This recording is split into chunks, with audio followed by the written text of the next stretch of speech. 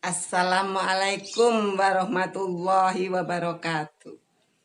Jumpa lagi dengan BPT, bukan Bu Tejo. Gimana kabar kalian semua? Sehat-sehat? Alhamdulillah. Hari ini kita akan bergibah tentang apa ya? Ikutin aja sendirilah.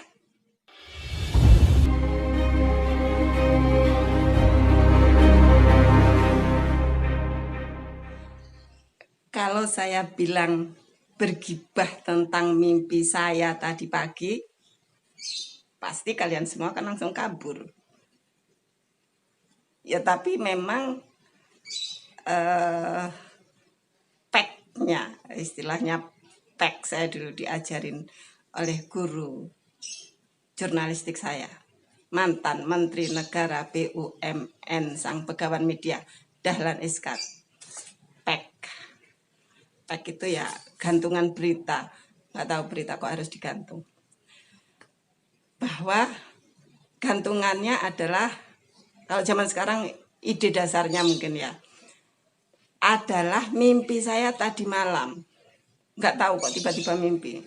Mungkin karena memang sudah ada memori di sini. Tiba-tiba saya bermimpi bekerja di rumah Raja Dangdut, Bang Haji Rhoma Irama. Keren kan? Tiba-tiba kerja di rumah artis. Tapi saya nggak ngomongin mimpi. Mimpi mah nggak ada yang lucu. Namanya juga mimpi. Tapi saya mau cerita tentang Bang Haji Rhoma Irama dan saya, BPT. Tentang pengalaman saya dimarahin oleh Bang Haji. Jarang-jarang loh ya orang dimarahin Bang Haji. Maaf Bang, saya memang salah waktu itu. Maaf. Ceritanya tetap waktu saya masih ABG.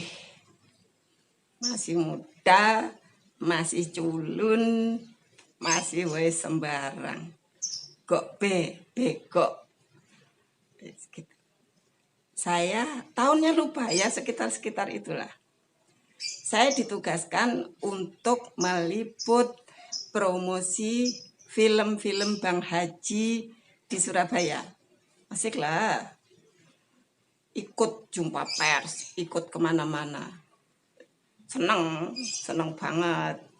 Mantan saya, itu fan berat sama Bang Haji. Iya Bang, dia ngefan berat. Tapi sekalipun dia nggak bisa ketemu Bang Haji. Saya yang, maaf, saya nggak ngefan. Saya nggak seneng dangdut waktu itu.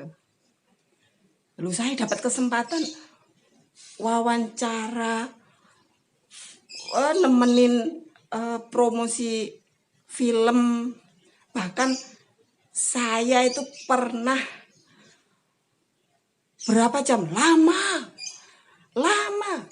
di mobil sama Bang Haji malam-malam, bukan gosip,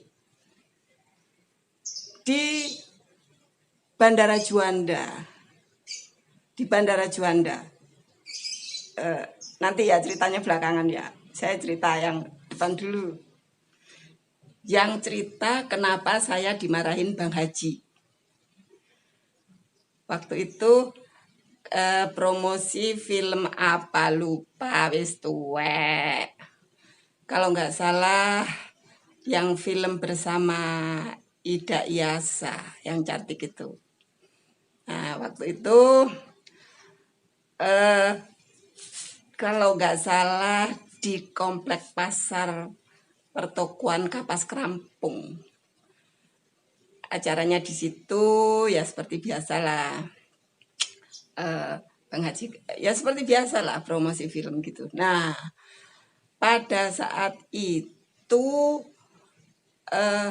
nggak tahu gimana ceritanya, saya itu ketinggalan. Terus nyari tempatnya itu kangelan, kesusahan. Tempatnya di lantai atas kalau nggak salah. Saya kesasar di dalam pasar, malam-malam. Terus mau tanya siapa? Malam-malam. Mau tak aja nggak tahu, kalau nggak salah aku sama temen. Lupa aku temennya siapa. Suwi, puluhan tahun. Nah, rupanya acara di dalam itu sudah selesai.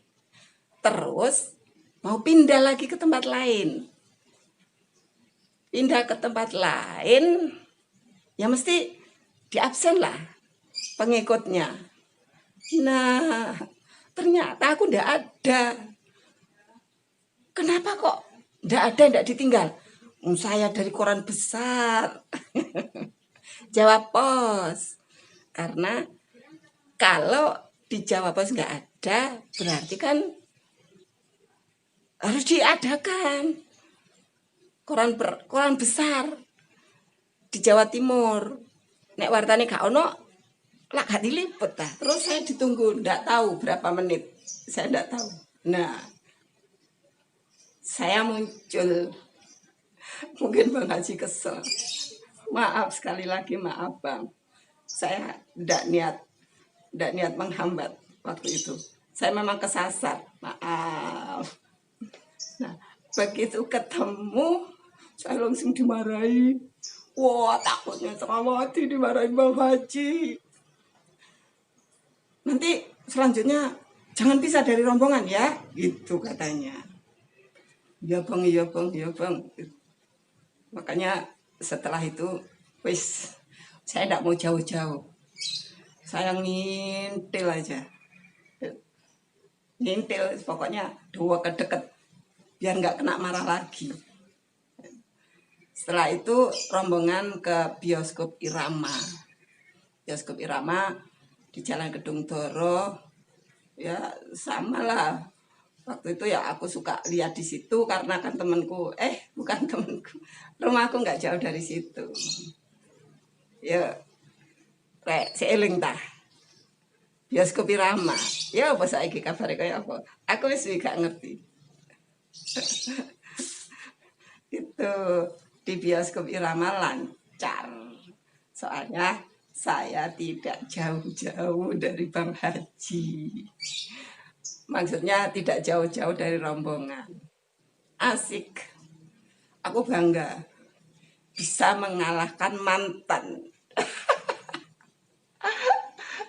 Mantanku itu loh, sampai gedebukan pengen salaman, pengen deket sama Roma Irama. Fan berat. Kasetnya itu wis sak negara Londo. Kaset itu sak negara Londo. Banyak. Endingnya kalau fans itu kan harus ketemu sama idolanya. Tapi dia tidak bisa ketemu. Ngrungokno suarane tok. Sama nyanyi-nyanyi. Gitu. Nah, saya kesempatan itu selalu ada. Berkali-kali. Iya, tidak cuma itu tok. Promosi itu bolak-balik. Terus yang lebih berkesan lagi adalah berada satu mobil selama berjam-jam dengan si Raja Dangdut. Heboh gak? Ya heboh-heboh. Ya itu kebanggaannya wartawan. Kalau udah tua gini ya cerita-cerita tok aja. Ya mudah-mudahan ada yang mau denger. Gak mau denger ya gak apa-apa. Ceritanya kenapa saya bisa berjam-jam di dalam mobil berhenti. Bukan mobil jalan. Tadi saya udah jalan. Saya waktu itu pas ada di Hyatt Hotel Gowade zaman itu 35 tahun yang lalu gitu. Nggak tahu, saya lupa apa dikasih tahu bocoran Roma Irama ada di situ atau aku pas liputan apa atau pas apa lali pokoknya. gitu. Mungkin nunggu ya, karena mataku itu melotot terus di pintu lift gitu. Begitu tak lihat Bang Haji keluar dari lift, tak sewosor ae. Terus saya minta waktu, maaf Bang, saya minta waktu wawancara sedikit, gitu. Ambek wedi-wedi gitu. Tapi beliau memang waktu itu buru-buru.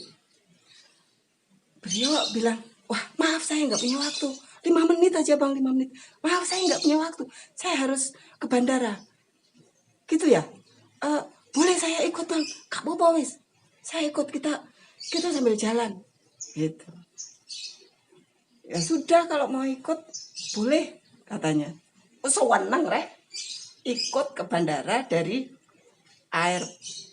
Hayat ke Juanda. Ya lumayan setengah jam perjalanan. Jalan lah ngeng. Saya lupa. Waktu itu saya wawancara apa di dalam mobil, lali. Sumpah lali. Terus lali lah, lali kok, wis tuwa kok 35 tahun lebih. Yang jelas tujuan kita waktu itu adalah ke Juanda, menjemput Bunda Rika. Nah, beliau berpikir jemput terus langsung pulang lagi, balik lagi ke hotel. Nah ternyata pesawatnya delay. Nah, zaman dulu ndak kayak sekarang. Ndak tahu pesawat delay, kabarnya nggak sampai ke Surabaya. Gitu. Zaman jadul, dulu. Begitu sampai di bandara, yuk kita duduk di sana, dicari tempat yang agak ndak rame ya, mungkin biar apa namanya nggak jadi perhatian orang, mungkin gitu maksud Bang Haji. Iya rek, artis besar zaman itu bisa sangat tidak nyaman berada di ruang terbuka gitu. Waktu itu Juanda gak kayak sekarang, ruang tunggunya itu di luar. Jadi di luar ya koyok nang stasiun gitu. Wis pokoknya zaman jadul lah gitu. Jadi kalau seseorang duduk di situ pasti gampang dilihat orang lain. Bayangno. Gitu. Kalau semua orang ngerumpul saat itu bukan main. Bang Haji itu wis kemana konser, manusia itu lautan manusia itu gak iso dihitung gitu loh. Nah kalau lobi Bandara Juanda jadi lautan manusia, yo geger ta. Biarpun nggak sempat terjadi kehebohan, tapi ya lama-lama nggak enak juga sih di lobi yang terbuka gitu, di lobi yang setiap saat orang menaikkan penumpang di situ, benar-benar di luar, benar-benar lobi zaman jadul gitu. Akhirnya Bang Haji berinisiatif untuk pindah aja ke mobil aja, lebih nyaman, jauh dari gangguan gitu. Nunggu satu flight berikutnya lumayan lama, nggak tahu aku lali udah. Kalau harus nunggu yang penerbangan berikutnya berapa jam saya lupa waktu itu gitu. Terus kita nunggu di mobil, Bang Haji duduk di belakang, jok belakang, sopir di sebelah kanan, dan saya di depan sebelah kiri. Wah, aku mikir, ini akan jadi berita bawaannya. Duduk berjam-jam santai, gak ada topik khusus yang akan dibahas. Saya juga nggak punya apa namanya rencana, nggak punya angle yang bisa ditanyakan ke Bang Haji. Wartawan ayo bukan wartawan wartawan cuili. Idenya masih oprit ya, pokoknya kalau ketemu Bang Haji ya wis apa yang ada ditulis gitu aja.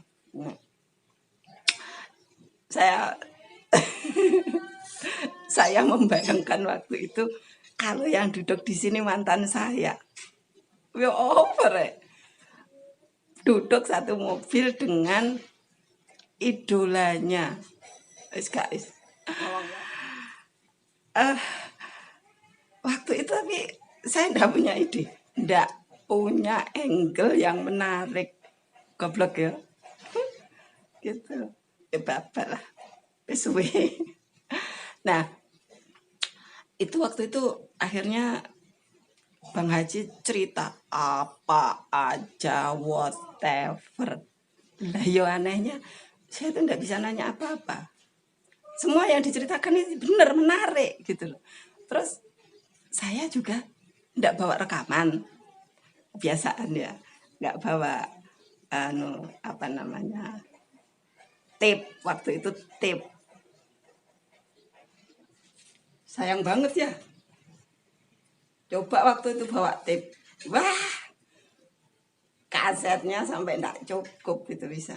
Banyak. Terus bisa dibikin berita berminggu-minggu. Wah, oke. Tapi ya sudahlah.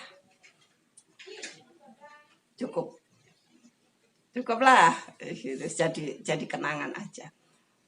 Terus akhirnya aku bikin berita tentang apa ya? Sumpah, lupa. Saya enggak bisa lagi milih angle untuk tulisan saya itu. Enggak tahu. Apa lupa. Bahkan lupa. Apa bikin berita apa enggak, saya juga lupa. Padahal sekarang begitu sudah tua begini baru nyadar. Lah ya kok goblok ya Bian ya. Itu pertemuan dengan Bang Haji aja sudah jadi berita. Apalagi berjam-jam duduk satu mobil mendengarkan tausiah beliau. Wah, wis aja nih. Gitu. Pokoknya banyak. Terus apa urusannya dengan BBT?